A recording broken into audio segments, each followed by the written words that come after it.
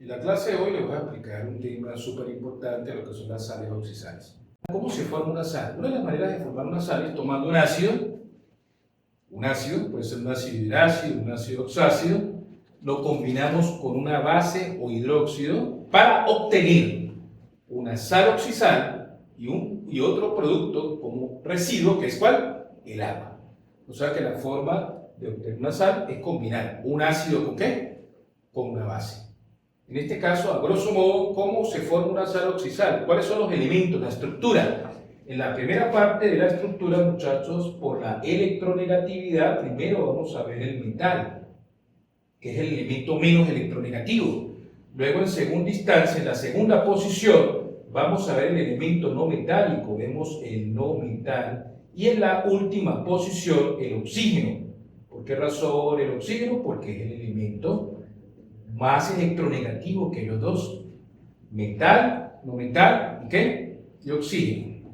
Lo primero que tiene que hacer usted para poder resolver el problema es analizar, claro. Para poder entender usted esta clase, tiene que ver previamente la clase de radicales químicos. Recuerden, previamente, por favor, vea la clase de radicales químicos. Lo primero que usted tiene que hacer, muchachos, acá vamos a hacer una separación, vamos a disociar, vamos a separar el metal del radical.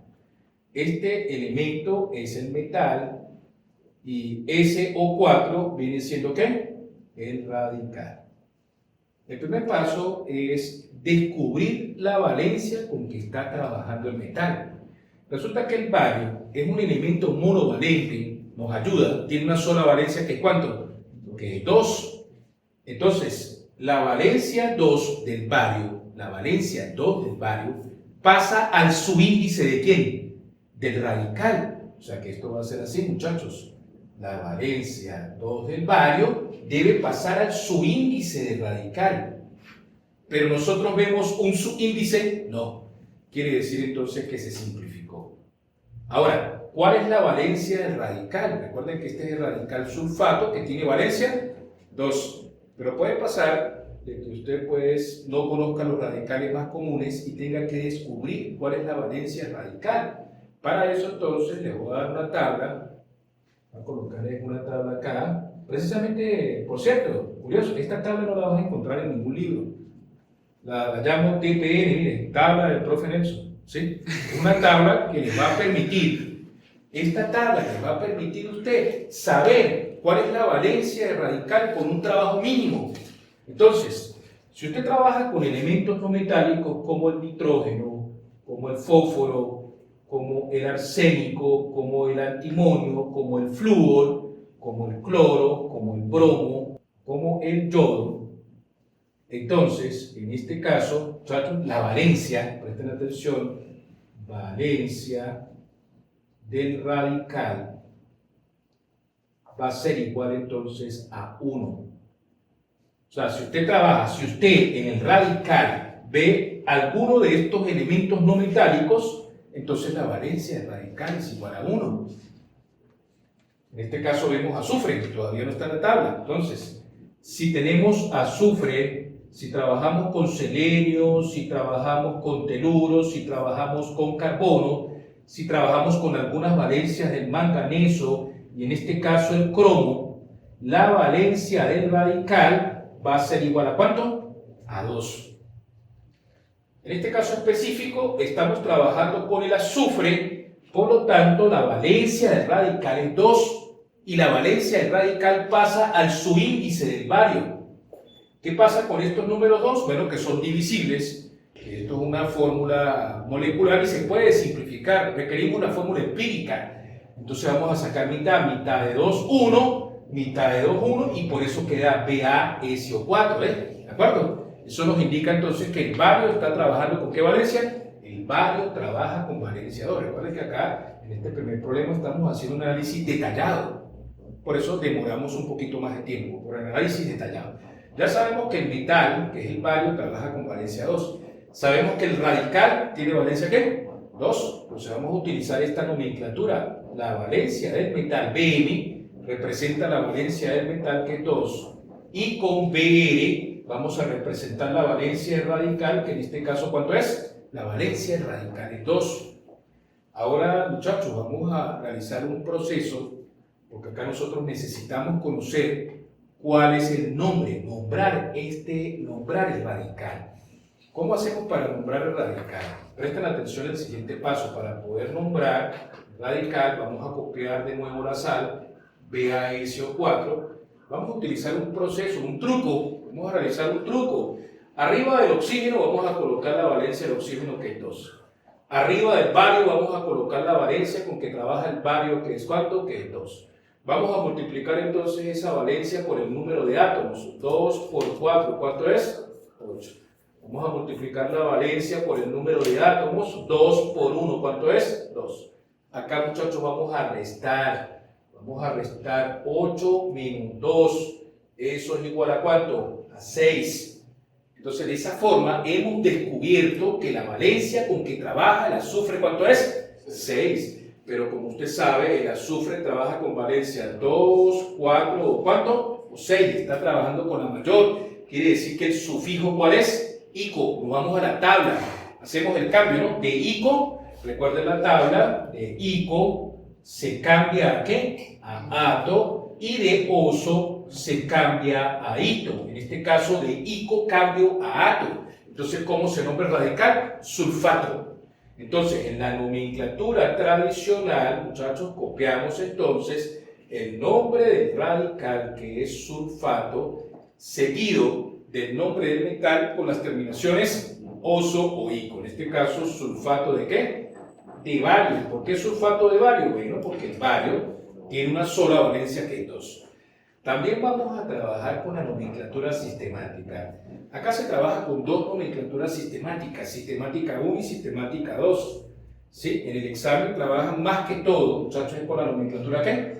Tradicional. Los exámenes de admisión te trabajan con nomenclatura tradicional. Aquí les voy a explicar la sistemática que más se usa. ¿Sí? En la nomenclatura sistemática o estequiométrica, usted, el primer paso, va a copiar, en este caso a veces hay subíndices. ¿Ven? A veces hay subíndices. ¿Tenemos subíndices acá? No. Debajo del radical no hay ningún subíndice. Siguiente paso. Coloco el número de átomos de oxígeno. ¿Cuántos átomos de oxígeno hay? 4. Utilizamos el prefijo para 4. Tetra. Entonces vamos a copiar por acá tetra. Después vamos a copiar el sufijo oxo de oxígeno. ¿Tetra qué? Oxo. El tetra puede cambiar, pero esto que estoy colocando en este recuadro, estos son las cantidades fijas, lo que siempre va a ir. Sería tetra ¿qué? Oxo. ¿Bien? Prefijo más oxo. Después, al no metal, muchachos, presten atención, el no metal en este caso, ¿cuál es? El azufre. Al no metal le vamos a agregar el sufijo ato, y esto va a ser fijo. O sea que este va a ser ¿qué? Sulfato. Sulfato. Y esto que vamos a colocar dentro de un recuadro va a ser fijo. Fijo es que no cambia. No metal más ¿qué? Más ato. Así lo establece la IUPAC. Entre paréntesis vamos a colocar la valencia del azufre, que ya nosotros descubrimos previamente, que ¿cuánto? Que es 6, escrita en números romanos. Por último, vamos a colocar la preposición de, ¿sí? Y vamos a colocar el número de átomos del metal. ¿Cuántos átomos de metal hay? Uno solo, entonces no se coloca nada. ¿De qué? De bario. De bario. Pero en el caso hipotético que acá, en este subíndice, hay un número diferente que 1, debemos utilizar los prefijos. Bi, tri, ¿cuál es el otro? Tetra, penta, hexa, hecta, octa, nona, deca, undeca, dodeca, etc. A continuación, les voy a explicar una sal oxisal. ¿Cómo sabemos que es una sal oxisal? Porque tenemos primero el elemento metálico, ¿sí? Luego tenemos el elemento no metálico y a continuación el oxígeno, ordenados por su orden de electronegatividad. El primer paso es descubrir la valencia del metal. Entonces nos ponemos a analizar cuántas valencias tiene el hierro. El elemento hierro, si nosotros nos vamos a la tabla, el hierro tiene valencia 2 y tiene valencia ¿qué? 3. Y recuerden que las valencias se intercambian. En el primer paso vamos acá a disociar, vamos a separar el elemento que está acá a la izquierda, el hierro, es el metal, y este compuesto, esta molécula CO2, es el radical químico, es el radical. ¿Cómo sé yo si el hierro trabaja con valencia 2 o el hierro trabaja con valencia 3. Primero vamos a descubrir la valencia radical. Acá les presento esta tabla sencilla que dependiendo del elemento no metálico me indica la valencia radical. Esta tabla funciona con la mayor parte de compuestos a excepción de los ácidos polihidroxilados, los cuales no son evaluados en este examen de admisión.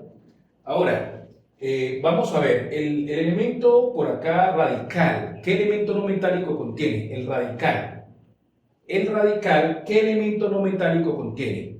Contiene el carbono, buscamos en la tabla acá, observen el carbono.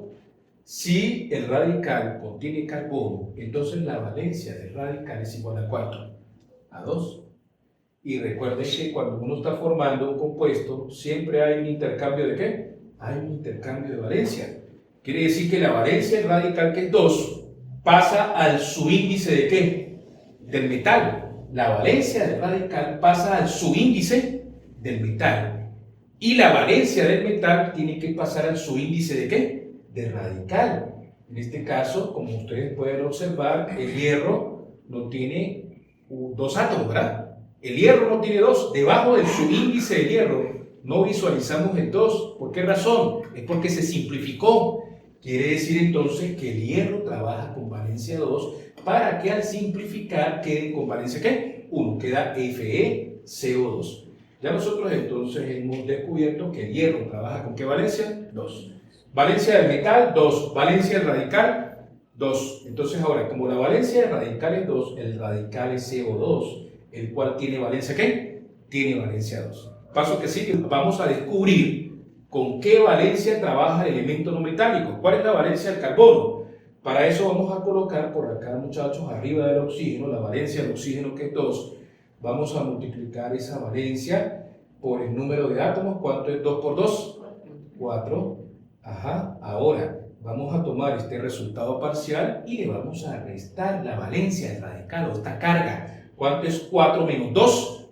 2. Esto nos indica entonces, muchachos, que el carbono está trabajando ¿con qué valencia? El carbono trabaja con valencia 2. Sabemos que el carbono posee 2 valencias. Trabaja con valencia 2 y trabaja con valencia ¿qué? 4. Está trabajando con la menor de las 2 valencias. Entonces, ¿qué sufijo se usa? Oso o ico. Oso. Entonces decimos carbonoso. Nombramos carbonoso. Recuerden que hay que hacer los cambios de sufijo.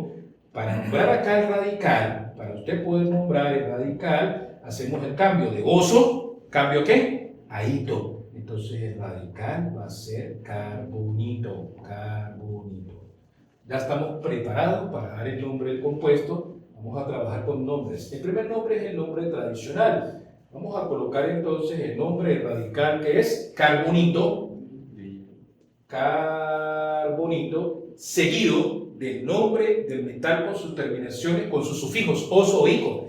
El no metal hierro trabaja con la menor valencia, que ¿cuánto? Que 2. Sería entonces el sufijo que se usa, ¿cuál es? Oso. Entonces sería carbonito ferroso. Bien, nomenclatura tradicional. Nomenclatura sistemática o estequiométrica 1. En este caso, presten atención. Acá en este compuesto, muchachos, no vemos ningún subíndice. No hay subíndice. Entonces después pasamos a ¿qué? ¿Cuántos átomos de oxígeno hay? 2 átomos de oxígeno. Si hay 2 átomos de oxígeno, colocamos el prefijo di. Luego, sufijo fijo, oso, dioxo. ¿Dioxo qué? Después se coloca el no metal, muchachos, que es el carbono, más el sufijo ato. Pero ese sufijo ato no es por la tabla, no, es fijo. No metal más ato. Entonces sería dioxocarbonato, porque no metal más ato. Recuerden que este ato es fijo. Entre paréntesis se coloca la valencia del carbono. ¿Cuál es la valencia del carbono? 2, escrita en números romanos. Luego colocamos la preposición de y colocamos el número de átomos de hierro. ¿Cuántos átomos del elemento hierro hay? 1. No es necesario colocar, ¿verdad? En esta instancia colocar un prefijo. Se coloca de hierro.